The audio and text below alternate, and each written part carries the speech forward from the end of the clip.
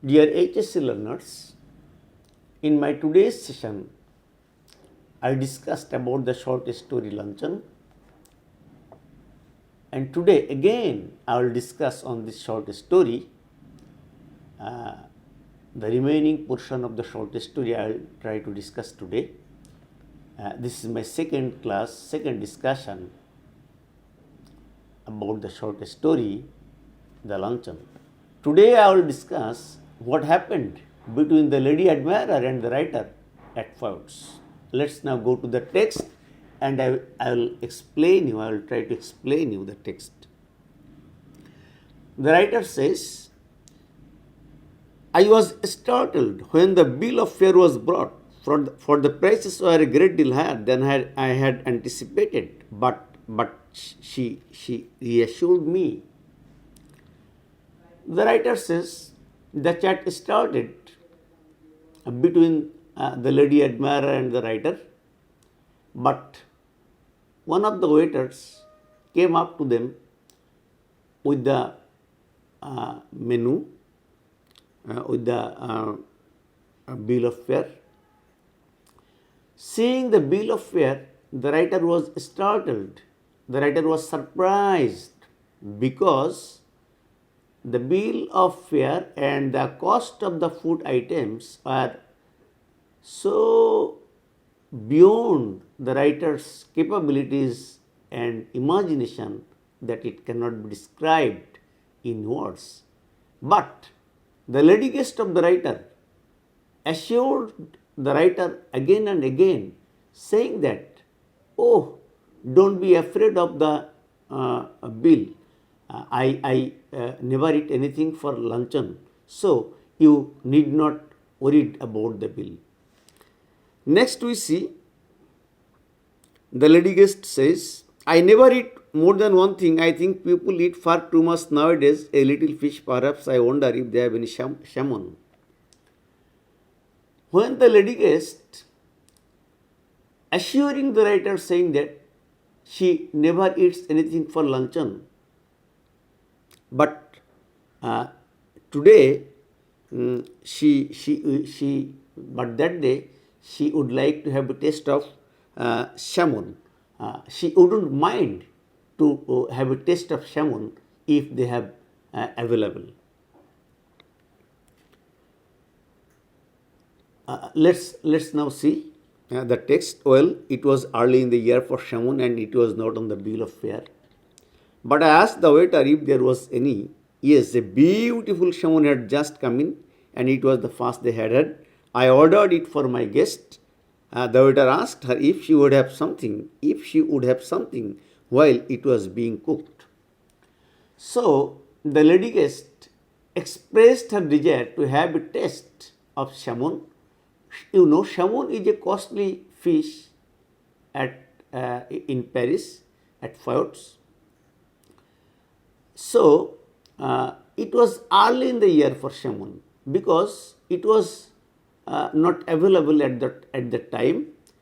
It was not the season of some salmon fish.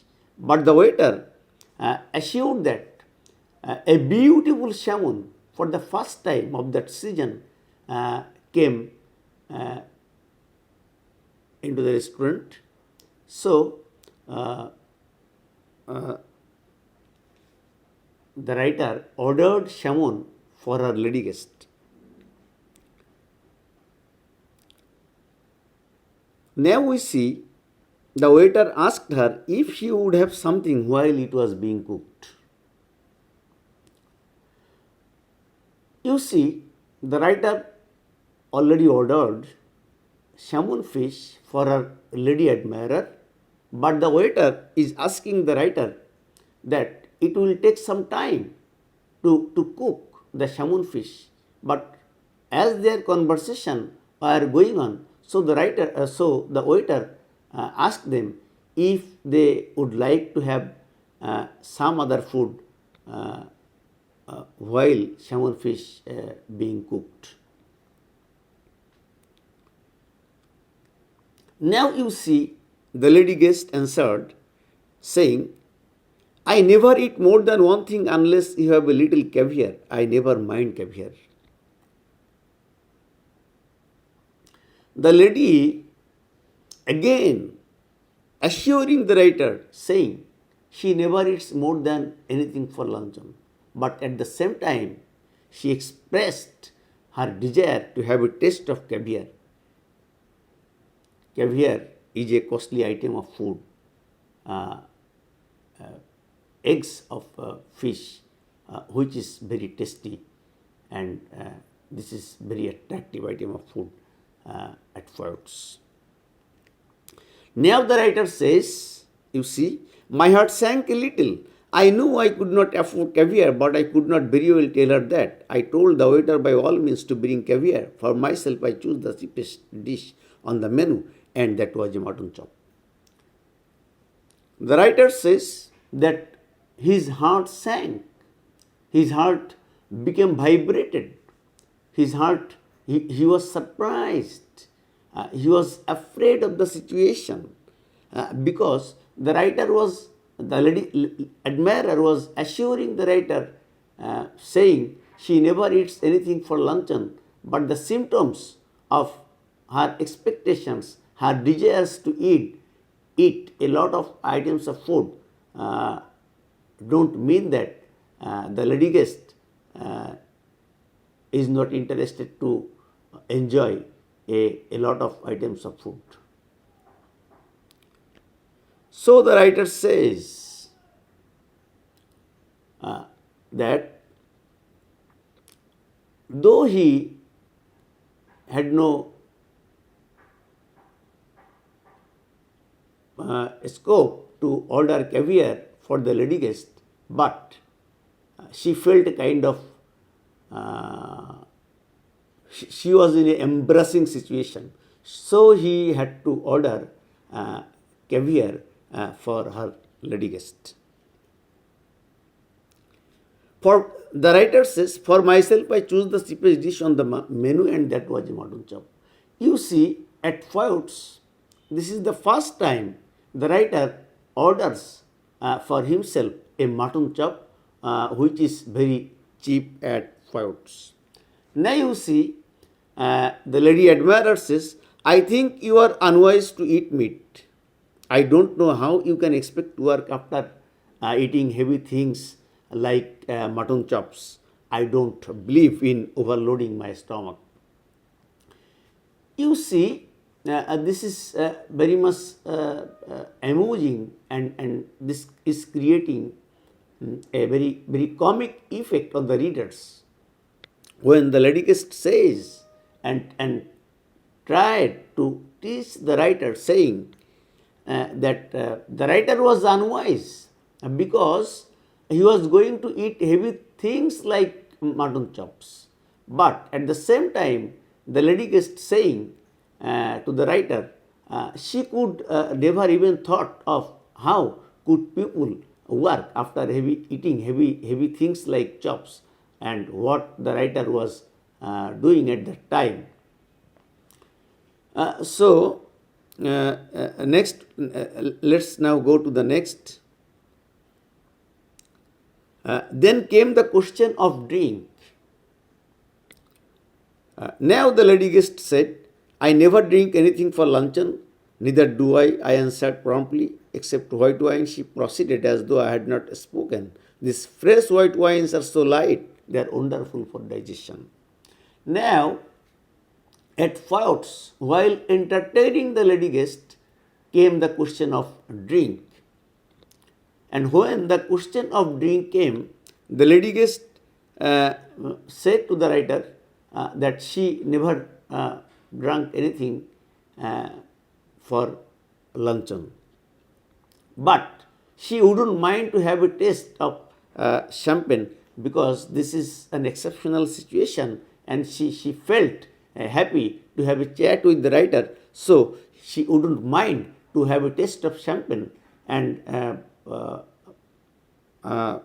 she further says that these French white wines are so light, so beautiful, so nice, that this is wonderful for digestion. What would you like? I asked hospitably still, but not exactly effusive. The writer, again we see is asking the lady guest what would she like to drink. She gave me a bright and amicable flash of her white teeth. My doctor won't let me drink anything but champagne.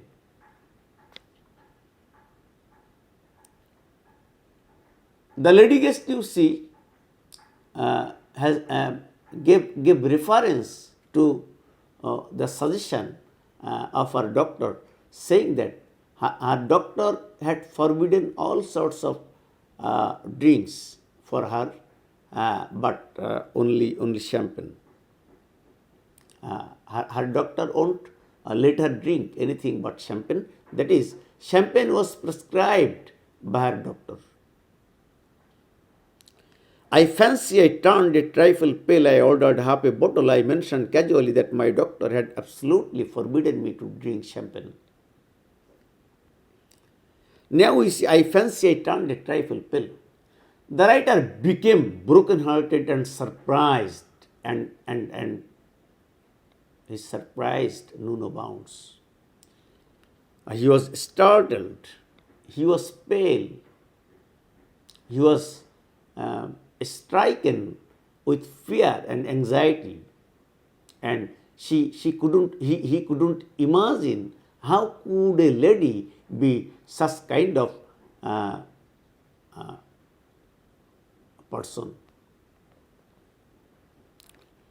So the writer ordered champagne for her lady guest, and told the lady guest that the writer's doctor had forbidden, absolutely forbidden, to drink champagne. Let's now go to the text again. What are you going to drink then?